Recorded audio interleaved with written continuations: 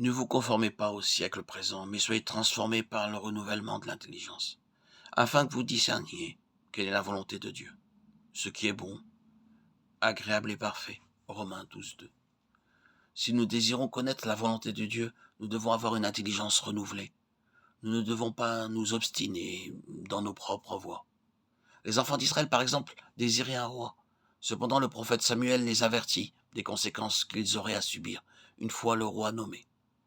Malgré cela, ils persistèrent à désirer un roi, et Dieu leur accorda ce qu'ils voulaient.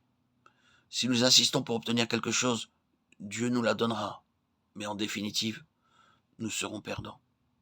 Nous devons recevoir une intelligence renouvelée, car notre intelligence naturelle est têtue et volontaire. Il y a des signes qui nous enseignent, des évidences qui nous rappellent. Si nous connaissons, nous pouvons connaître réellement la volonté de Dieu. Un des premiers signes évidents est la paix. L'œuvre de la justice sera la paix, le fruit de la justice, le repos et la sécurité pour toujours. Ésaïe 32:17. Notre Dieu est le Dieu de paix.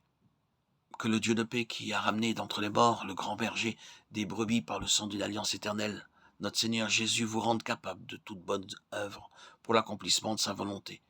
Qu'il fasse en vous ce qui lui est agréable par Jésus-Christ, auquel soit la gloire au siècle des siècles. Amen. Hébreux 13, 20, 21. Toutes les fois que Dieu nous révèle sa volonté, il doit y avoir premièrement dans notre cœur un sentiment de paix intérieure qui grandit et coule comme une rivière. Après avoir prié à propos de quelques sujets, le matin, le midi ou le soir, nous devons veiller à découvrir que la paix augmente. S'il en est ainsi, alors nous pouvons être assurés de sa volonté, de Dieu. Seuls les croyants peuvent trouver la volonté de Dieu et la paix avec Dieu. Cette paix grandit tandis que nous nous maintenons dans la volonté de Dieu. Les incroyants ne peuvent pas trouver la volonté de Dieu. Ta parole est une lampe à mes pieds et une lumière sur mon sentier. Psaume 119, 105. Nous devons recevoir le témoignage de la parole de Dieu. Alors que nous lisons notre Bible, notre portion journalière, Dieu en soulignera une partie, 2 versets ou un verset entier pour confirmer sa volonté.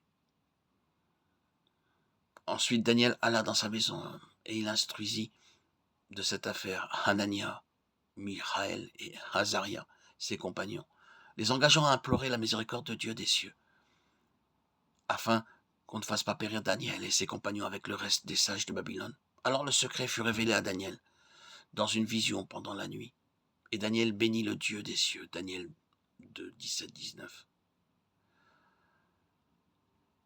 En priant avec d'autres croyants, nous obtenons un témoignage supplémentaire.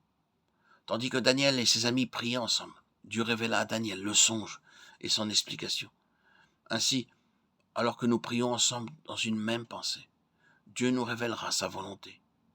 Une prière bien déterminée, exprimée entre croyants associés, apportera une confirmation supplémentaire à l'égard de la volonté de Dieu déjà révélée. Pour notre sécurité, nous devons donc avoir aussi le témoignage d'autres croyants.